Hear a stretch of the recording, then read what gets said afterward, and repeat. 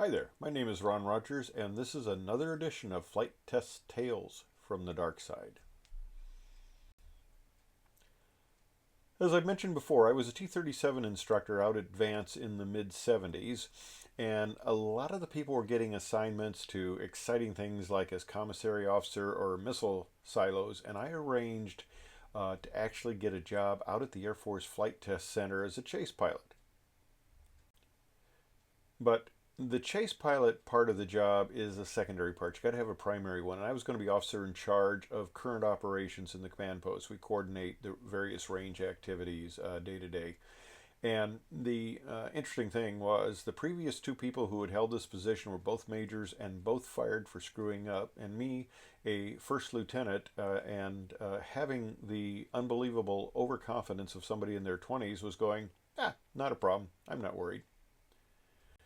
Well, they said they're going to bring me out in a T-38, and I absolutely love the T-38. It's a fun-to-fly aircraft. It's one of the most enjoyable aircraft I've ever flown. It's actually my Corvette license plate is T-38.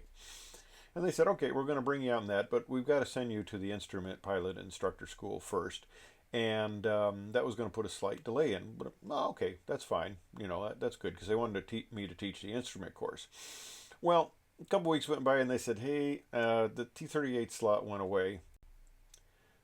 But we got an A-37 slot for you. Now, the T-38 chased virtually everything. The A-37, not as much because of its speed range, and you had to put a photographer on the right side, and that limited kind of what you could do. Where in the T-38, they're in the back seat, and they get good visibility both sides through the top and everything.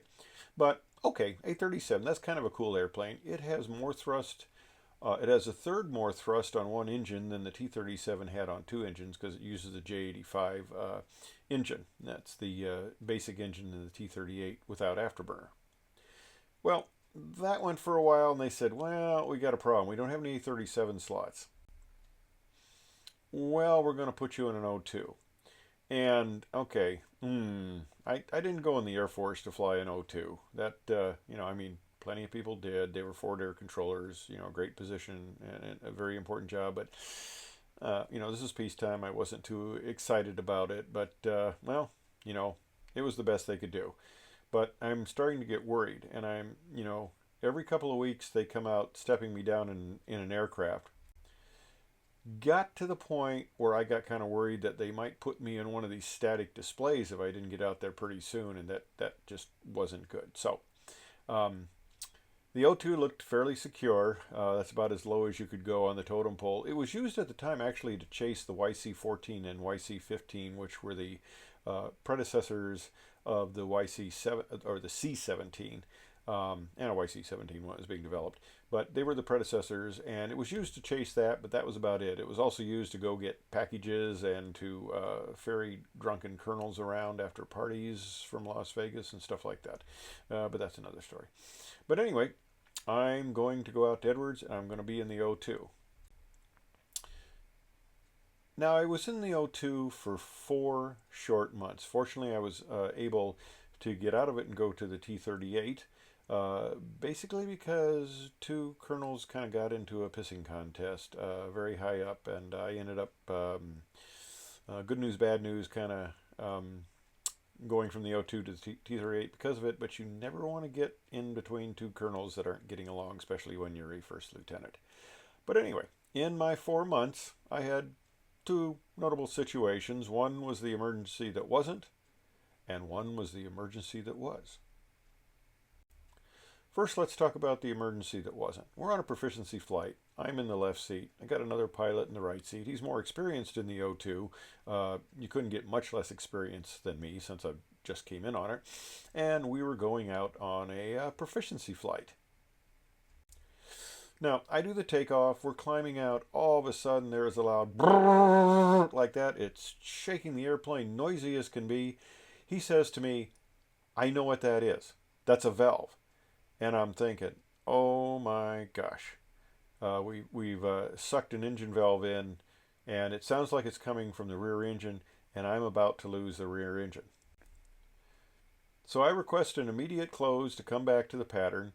I do a 360 there, get back and land, and as we're rolling out, I shut off the rear engine.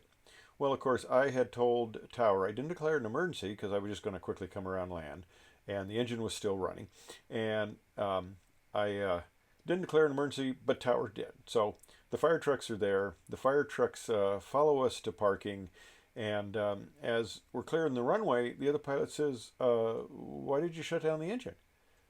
And I said, "Well, you said we sucked a valve." And he goes, "No, I said it was a valve problem." He says, "There's this little uh, diverter valve on the engine that if the air filter gets clogged, it opens up and allows unfiltered air into the engine. That's pretty typical of a lot of airplanes." And he says, "What happens if the spring breaks? It'll make just a horrible racket." And I go, "Oh, I'm so embarrassed. It wasn't a big deal. It was just a spring." Well, we're taxiing back in. We're taxiing to the ramp where they keep the O-2s. We had two of them. And as we're taxiing up, I see the mechanic standing there, and all of a sudden, one starts to point, and the other look, and they start laughing. And they are just beside themselves laughing, and I'm going, well, this is not a good sign. As we pull up and stop, the mechanic comes up to the right side, opens the door, and he lifts up the extra length of seatbelt strap that was hanging outside the door and says to the pilot there, he says, "Is this your valve problem?" And it's like, oh, crap. So we go, well, we don't have a valve problem. And, well, we're on the schedule for a proficiency flight. Let's go out and fly. So he took the extra lap belt inside, and we called for taxi, and they said, "Weren't you just the aircraft that had an emergency?" And we go, "We got it fixed." And they go, "Well, okay." So we taxied out, we went and took off, and we flew around. We had a nice little proficiency flight, flew some patterns, came back and landed. Now, I went in to work that afternoon as the officer in charge of current operations, and we needed to send an O-2 across the hills there at Edwards down into Ontario or somewhere to pick up some part for another O-2. And to get approval, of course, I had to go in and ask the wing commander if he could authorize it. So I go in there and I'm talking to the wing commander, and the ops officer is also in there, and the uh, the wing commander approves it, and the ops officer says, "Wait a minute, you're going to use that O-2? Wasn't that the one that had the emergency this morning?" And the wing commander starts to get a little smile on his face. And I go, "Sir, would you mind explaining it, but can I leave first?" And he laughed, and we saluted, and away I went. Well, that was the emergency that wasn't. Let me tell you about the emergency that was. Now, I'm flying with Captain Frank Burke, who later became the chief of the B-1 and then the B-2 test force. And Frank was a very capable pilot, interesting guy to fly with, very intense individual, like a lot of them are out there. You don't get out to Edwards if you're a pussy. Okay, so we're flying, and we're going up doing some rather low altitude reconnoitering with various animal species out there in the desert. And we decided we'd had enough of that, so we start climbing on up. We're going to go up towards the Bishop Ski area just for fun and just a kind of a sightseeing event. And as we're climbing up, the the engines. I'm trying to sync the engines, and we didn't have any of these automatic functions. And I'm sitting there and I'm looking across my knuckles as I'm adjusting the throttles, and as in my gaze, I happen to see that the left engine is indicating zero oil pressure. Maybe that's why I'm having trouble syncing the props.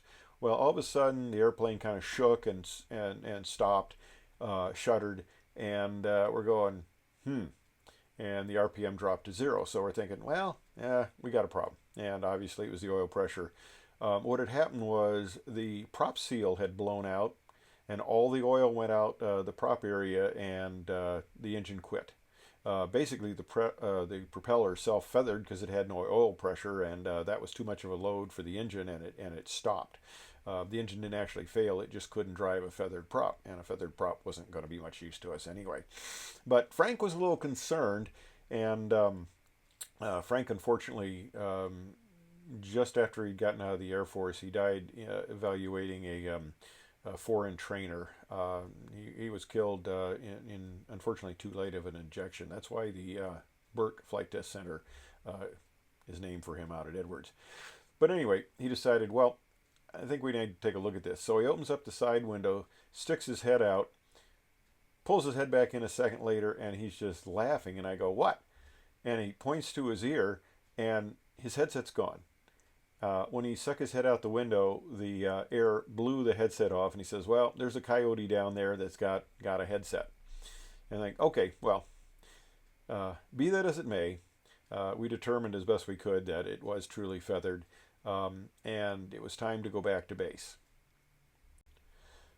Well, it was a hot day out in the Mojave Desert, and the single-engine service ceiling. Now, an O-2 is just a overstuffed Cessna 337, which we call the Cessna suck and blow, which I don't think is a marketing term they typically use. But anyway, the single-engine service ceiling was below ground level that day, and we are single-engine. But we had the advantage of some altitude, so I requested to proceed directly to the runway, and I did on full power. And came around, went directly towards the runway, did a final turn. The winds were fairly strong, so I couldn't land downwind, even though it's 15,000-foot runway. I'd probably been all right. But we did the turn. I could have landed on the lake bed if things really went bad. But I did the turn, lowered the gear, came around, and on final was the first time I pulled the power back from full power. And we came in and landed. So that's the tale of why you should never put Air Force pilots into aircraft with propellers. Thanks for watching.